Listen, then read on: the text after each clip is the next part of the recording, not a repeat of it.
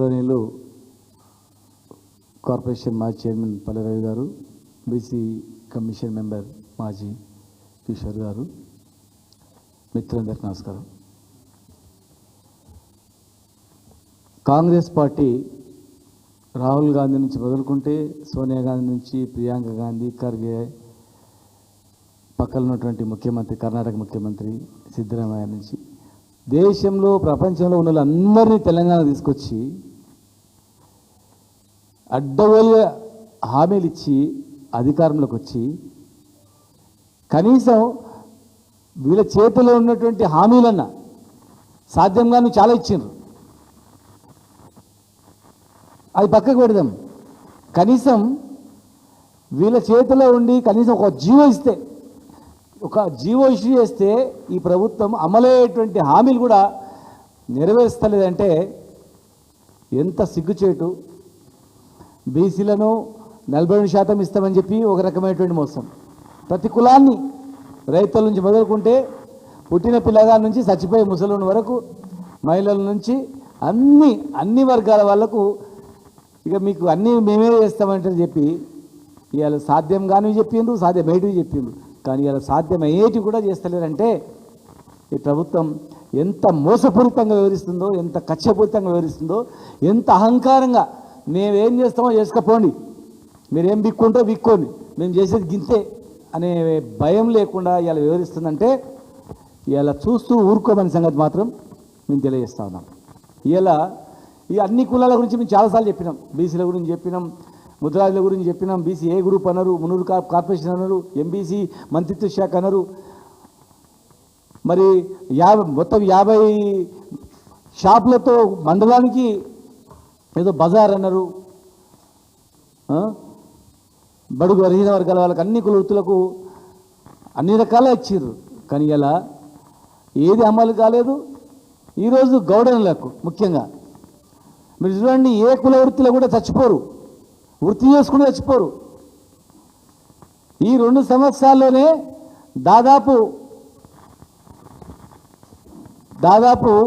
ఒక 200 పైన ఎంత ఉందో నెంబర్ అంత 200, 300 పైన 300 మంది పైన చనిపోయారంటే ఇంత ప్రమాదమైన వృత్తి బతుకుతున్నటువంటి వాళ్ళకి ఇచ్చిన హామీలు కూడా నెరవేర్చలేరంటే చనిపోయినటువంటి కార్మికులకు ఇచ్చే బకాయి ఇవ్వలేదు ఇప్పటివరకు. దాదాపు 12 కోట్ల బకాయి ఉంది. ఎక్స్గ్రేషియా చనిపోతే, ప్రమాదవశాత్తు చనిపోతే 5 లక్షలు, ప్రతి మరణానికి ఒక 5 లక్షలు. 50,000 ఉండేది, మేము 5 లక్షలు చేసినాం. వీళ్ళు 10 లక్షలు చేస్తామన్నారు. 10 లక్షలు చేస్తామన్నా 10 లక్షలు చేయలేదు, ఉన్న 5 లక్షలు కూడా ఇవ్వలేదు.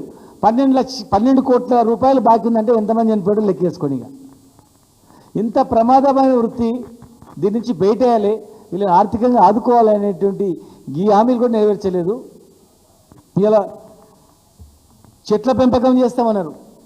ప్రతి ఊరికి 5 ఎకరాల పొలం ఇస్తామన్నారు, భూమి 5 ఎకరాల భూమి ఇచ్చి ఈత చెట్లు పెంపకం చేస్తామన్నారు, అది లేదు. బిందు సేద్యం అన్నారు, అది లేదు. కాంపౌండ్ వాల్ 90% నిధులతో కాంపౌండ్ వాల్ కట్టిస్తామన్నారు, ఇప్పటివరకు అది లేదు. జనగామ జిల్లాకు సర్దార్ సర్వాయి పాపన్న పేరు పెడతామన్నారు, మరి అది లేదు. కేరళ, తమిళనాడు మాదిరిగా తాటి ఈత ఉత్పత్తులకు బై ప్రోడక్ట్స్ కేంద్రం పెడతామన్నారు.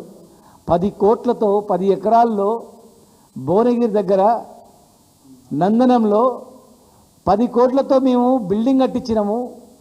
బెల్లము, బూస్టు, రకరకాల ఉత్పత్తులు తయారు చేసేటువంటి మినీ ఇండస్ట్రీ పెట్టినాము. కేవలం టెంకాయ కొట్టి ఓపెన్ చేయాలంతే. ఎలక్షన్ కోడ్ వల్ల మేము చేయలేకపోయినాం. ఆ బై ప్రోడక్ట్ సంబంధించినటువంటి కట్టించిన బిల్డింగు ఎక్విప్మెంటు ఆసియా ఖండంలో ఎక్కడ లేవు, అద్భుతమైనటువంటిది. దాన్ని ఓపెన్ చేయడానికి సమయం లేదు మీకు. ఇక మీరు ఉత్పత్తులు ఎక్కడ తెస్తారు, కొత్తవి ఎక్కడి నుంచి తీసుకొస్తారు? మేము కట్టించిన బిల్డింగే ఈరోజు వరకు ఓపెన్ చేయట్లేదు. ఎక్స్గ్రేషియా అనేది ఇంతవరకు లేదు. గాయపడిన వాళ్ళకు కూడా ₹1,00,000, చిన్న గాయం అయితే ₹1,00,000 అన్నారు. సస్తేనే ఇస్తలేరు, గాయం అయితే ఎక్కడి నుంచి వస్తాయి? ఒక్కనాడు ఇవ్వలేదు. అందరు మంత్రుల సాక్షిగా 100 మందిని చెట్ల మీద ఎక్కి కింద నుంచి పైశాచికానందం పొందిర్రు భువనగిరి దగ్గర.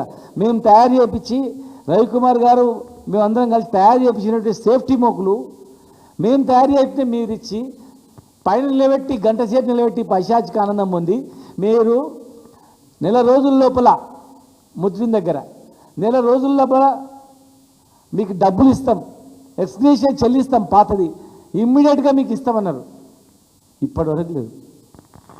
మరి ఇలా ఇంకా చాలా ఉన్నాయి చెప్పుకుంటూ పోతే. ఏ కులానికి చేయలేదు, ప్రమాదవశాత్తు చనిపోయేటువంటి వృత్తికి చేయలేదు.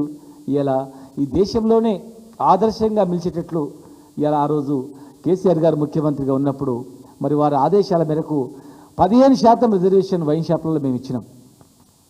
ఎక్కడలే దేశంలో మేము ఇచ్చిన తర్వాతనే ఆంధ్రప్రదేశ్ కూడా స్టార్ట్ అయింది. అక్కడ వైన్ షాపులలో, బార్ షాపులలో రిజర్వేషన్ కలిగించింది, వైన్ షాపులలో కలిగించింది మేము.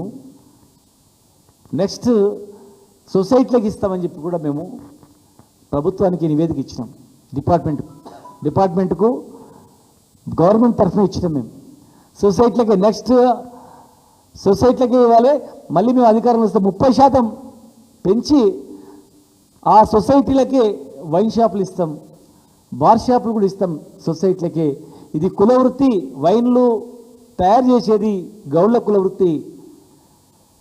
ఆ రోజే పూర్వకాలమే 12 రకాల వైన్లు తయారు చేసే చరిత్ర గౌళ్ళదే ఉంది.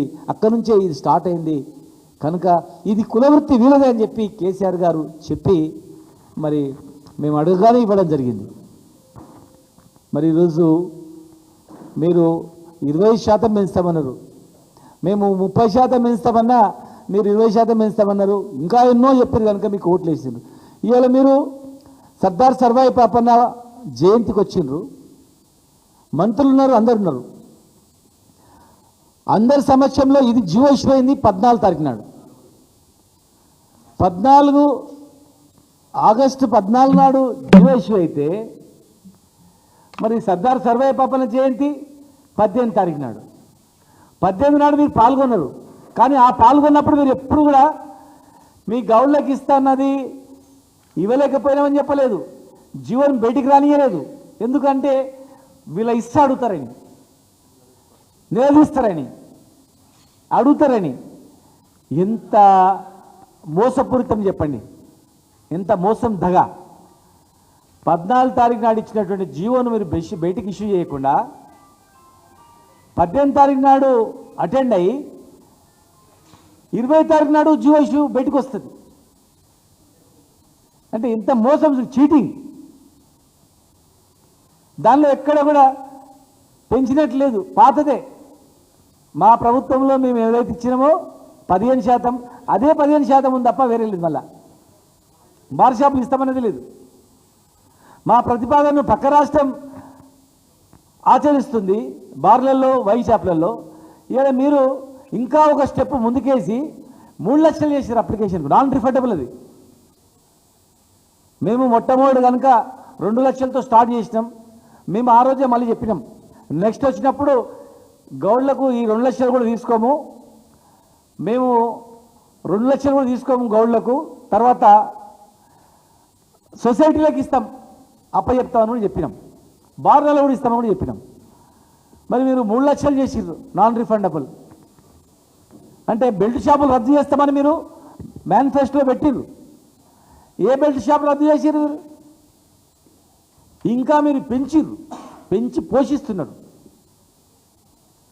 బెల్ట్ షాపులు పెంచి పోషిస్తున్నారు. కళ్ళు దుకాణాల మీద కేసు పెట్టి కల్తీ పేరు మీద బంద్ చేస్తున్నారు. గౌడలను జైల్లో పెడుతున్నారు. ఎక్కడో ఒక దగ్గర కలిసి జరిగితే రాష్ట్రం మొత్తం బంద్ చేయాలని కూడా మీరు ప్లాన్ చేశారు. హైదరాబాద్లో రింగ్ రోడ్ చుట్టూ లోపల మొత్తం కళ్ళు బంద్ చేయాలని మీరు ప్లాన్ చేసిందా లేదా? కూకట్పల్లి సంఘటన దృష్టిలో పెట్టుకొని మొత్తం బంద్ చేయాలని చెప్పి ప్రచారం చేసిందా లేదా? మీ సోషల్ మీడియా వేదిక ద్వారా బ్లేమ్ చేసిందా లేదా? అసలు కలిపిందే మీరు, కావాలని కలిపి కుట్ర చేసిందని దీని మీద విచారణ చేయాలన్నప్పుడు ఆ ఇచ్చే జియో, కళ్ళుని నిషేధిస్తామనే జియోని బంద్ చేసారు. ఇలా 14 తారీఖు ఇష్యూ చేసిన జీవోను 18 తారీఖు నాడు పాపన్న జయంతికి వచ్చి పాపన్న గారి జయంతికి వచ్చి ఆ రోజు చెప్పకుండా 20 తారీఖు ఇచ్చిందంటే ఎంత మోసపూరితంగా ఉందా మీది గుర్తుపట్టలేమనుకుంటున్నారా? జియో ఇష్యూ చేసిన గంటలు బయటికి రావాలి కదా, మరి ఎందుకు రాలేదు? 20 తారీఖు వరకు ఎందుకు రాలేదు? ఎక్కడ తక్కున్నది? ఎవరి జియోలో తక్కున్నది? ఇది ఏం మతలేదు. అది ఎట్టి పరిస్థితుల్లో కూడా వదిలిపెట్టాం మేము. వెంటనే ఈ జియోని రద్దు చేసుకోవాలి. ఈ జియో రద్దు చేసి మరొక జియో మీరు ఇస్తామన్నటువంటి 25% వైన్ షాపులు, 25% బార్ అండ్ రెస్టారెంట్లది రిజర్వేషన్తో సహా మీరు జియో ఇవ్వాలి.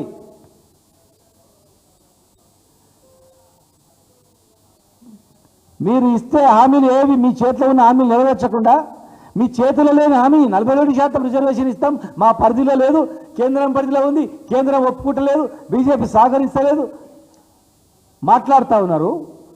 మరి ఆడి వరకు పోయినావు, నీ చేతిలో ఉన్నది, మీ ప్రభుత్వం చేతిలో ఉన్నది, ఎందుకు చేస్తారని అడుగుతా ఉన్నాం. మా పొట్ట ఎందుకు కొడతారని అడుగుతా ఉన్నాం. మా ఓట్లతో మీరు గెలవలేదా? మా ఓట్లతో మీరు అధికారంలో లేదా? అంటే మీరు అధికారం రావడానికి మా ఓట్లు కావాలి, కానీ మాకింత బతుకుదేరు కాదా మాత్రం కనికరం రాదా మీకు? మీరు మా కేటాయించిన షాపులలో మేమేమైనా గవర్నమెంట్కు తక్కువ ఆదాయం కడతామా? ఇతరులతో పాటు సమానంగా మీకు గవర్నమెంట్కి ఇచ్చే డబ్బులు మేము చెల్లిస్తాం. కాంట్రాక్టర్లు బాగుపడతారు, ఇక్కడ వృత్తిదారులు బాగుపడతారు. మీరు ఒకరిద్దరు కాంట్రాక్టర్లను ప్రోత్సహించడానికి, రింగ్ చేసి కైవసం చేసుకోవడానికి ఇది 3 సంవత్సరాలను కూడా లీక్ ఇచ్చిర్రు. వ్యతిరేకత వస్తుందని చెప్పి మళ్ళీ 2 సంవత్సరాలు చేసిర్రు. ఇవాళ 2 లక్షలది 3 లక్షలు చేసిర్రు. మేము 2 లక్షలు చేసినప్పుడు మీరే మాట్లాడినరు 2 లక్షలకు ఎట్లా చేసిరని. ఇవాళ 3 లక్షలు ఎట్లా చేసిరు? మరి మా ప్రధానమైన డిమాండ్ ఒకటి, గౌళ్ళకు 20% మీరు ఇచ్చిన మాట ప్రకారం పెంచాలి. బార్ అండ్ రెస్టారెంట్లు కూడా మీరు ఇచ్చిన మాట ప్రకారం ఇవ్వాలి. 3 లక్షల ఈఎండి అనేది రద్దు చేయాలి. సొసైటీలకే నేరుగా అప్పచెప్పాలి. ఆ సొసైటీలకే మిగతా ఇష్యూస్ మీరు ఎందుకు చేస్తారో ప్రజలకు తెలుసు. వీళ్ళు బాగుపడొద్దు, ఆర్థికంగా బాగుపడొద్దు, మా మీదనే ఆధారపడాలి, మమ్మల్ని అడుక్కుంటూ ఉండాలి, బిచ్చగాళ్ళ మాదిరిగా ఉండాలి అనేటువంటి ఆలోచనతో వీళ్ళు ఎదుగుతే ఎక్కడ మాకు పోటీ వస్తారనేటువంటి కుట్రతో ఉన్న దుకాణాలు బంద్ చేయాలని చెప్పి ప్లాన్ చేసిండ్రు. మీ తరం కాదు, మీ వల్ల కాదని తెలిసింది. ఎందుకంటే మేము చెప్పినాం దుకాణాలు బంద్ చేసి చూడండి, మిమ్మల్ని దింపుతాం ఈ ప్రభుత్వాన్ని చెప్పి కూడా ఆ రోజు చెప్పినాం. మేము నిజంగా ఈ సవాల్ స్వీకరించితే మీరు బంద్ చేసి చూస్తుండ్రి, దుకాణాలు రద్దు చేస్తుండ్రి, నిషేధం చేయాలని చూసిండ్రు, చేయలేకపోయినరు. ఇవాళ కూడా మీరు ఏదో పాపన్న విగ్రహం మేము పెట్టినాం అనుకుంటారు. ప్రజలు తెలుసు పాపన్న గారి స్థలము ఎవరి హాయంలో కేటాయించిండ్రు. సరే మీరు ఇచ్చిర్రు, మాకు సంతోషమే, దాన్ని మేము కాదనం. కానీ దాన్ని సాకు చేసుకొని ఇవన్నీ ఇవ్వకుండా తాత్సారం చేసి ఇవి ఇవ్వకుండా మోసం చేస్తే ఎట్టి పరిస్థితుల్లో ఊరుకోం. మీరు రద్దు చేయకపోతే, సొసైటీలకు ఇవ్వకపోతే, 3 లక్షల ఈఎండి రద్దు చేయకపోతే, 20% పెంచకపోతే ఖచ్చితంగా పెద్ద ఎత్తున ఉద్యమం చేస్తాం. మీరు ఎట్లా పెడతారో దుకాణాలు చూస్తాం, ఎట్లా యాక్షన్ పెడతారో చూస్తాం. ఖచ్చితంగా బరాబర్ అడ్డుకుంటాం. నువ్వు కలెక్టర్ ఆఫీస్లో పెట్టినా, ఎక్కడ పెట్టినా, నీవు ఎంతమంది పోలీసులను పెట్టినా బరాబర్ అడ్డుకుంటాం. దాని వెనకాల ఉన్నటువంటి మొత్తం తీస్తాం మేము బయటికి. ఆ లిక్కర్ మాఫియాను కూడా తీస్తాం మేము. కేసులతో మమ్మల్ని భయపెట్టాలంటే మీ వల్ల కాదు. మేము కూడా సర్వాయి పాపన్న వారసులం. మేము తాటాకి చెప్పులకు భయపెట్టడం కాదు, ప్రాణాలకు తెగించి వృత్తి నుంచి వచ్చినటువంటి జాతిది. మర్యాదగా కేసులు బంద్ చేసి గోడ కులస్తుల పైన దుకాణాలు తెరిపించి క్షమాపణ చెప్పి మీరు ఇచ్చిన ప్రకారం చెట్లు పెంచండి, డ్రిప్ చేయండి, కల్తీ లేకుండా చూడండి. మీ అధికారులు కల్తీ మబ్బులో ఉన్నారు, మీ రాజకీయ నాయకులు కొంతమంది కల్తీ మబ్బులో ఉన్నారు. మీ కల్తీ గాళ్ళు, మీ కల్తీ లీడర్లను కంట్రోల్ చేయండి. మీ కల్తీ గాళ్ళను కంట్రోల్ చేయకుండా కల్తీ పేరు మీద కళ్ళు నిషేధిస్తామంటే ఊరుకోం చెప్తున్నా, ఎట్టి పరిస్థితిలో ఊరుకోం. మేము అల్లాటప్పలం కాదు. మేము ఖచ్చితంగా బరాబర్ చెప్పింది చేసి చూపిస్తాం. ప్రాణాలకు సైతం లెక్క చేయకుండా తెలంగాణ ఉద్యమంలో పాల్గొన్నటువంటి జాతులు ఇవన్నీ వృత్తి కులాలన్నీ ఆనాడు రైతుల నుంచి మొదలుకుంటే అందరం పాల్గొని తెచ్చినాం, ప్రాణాలు అర్పించినాం. తెచ్చిన రాష్ట్రంలో ఈ జాతులకు అన్యాయం జరుగుతుందంటే, ఇన్ని మోసాలు చేస్తూ పోతున్నామంటే, ప్రభుత్వం ఇన్ని మోసం మీద మోసం చేస్తుందంటే